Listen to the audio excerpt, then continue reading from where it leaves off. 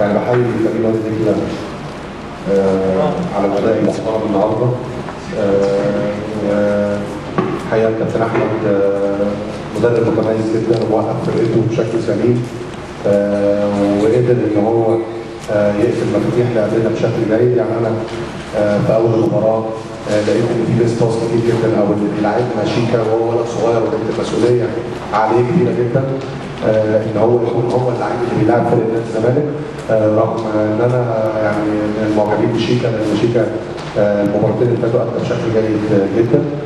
مش معنى ان هو خرج ان هو وحش، لكن انا كان لازم احمل المسؤوليه اللي يلاعب فريق نادي الزمالك لحد قد المسؤوليه دي زي محمد ابراهيم.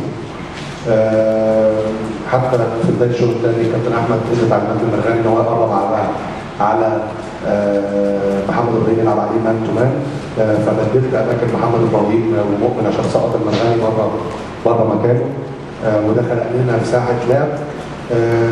وبعد كده نزول مصطفى، كابتن احمد برضه ادى تعليمات للمرغني ان هو يميل ناحيه الشمال عشان يقفل الجبهه بتاع مصطفى، وبعد كده حازم ده فضلنا نص الملعب، لكن للاسف الشد العصبي خلى اللعيبه بتاعتنا تعمل ميس باص كتير جدا بدون اي لازمه.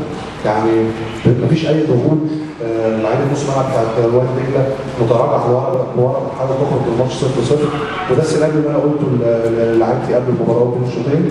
ففي الوقت اللي انت مفيش اي ضغط عليك لازم تصرفك في الكوره يبقى افضل، ولازم تحركاتك في الثلث الاخراني تبقى افضل. في النهايه حضرتك بتقول لي قيم ضربات الجزاء، انا بقول ان ضربات الجزاء بتاعت ربنا، يعني الحاجه الوحيده اللعيبه المدرب ما يقدرش يتدخل فيها، لا انا ولا كابتن احمد، هي ضربات الجزاء فيها نسبه توفيق كبيره جدا، وربنا النهارده اراد ان احنا نبقى الفريق الفايز وان احنا نكون موجودين في النهايه.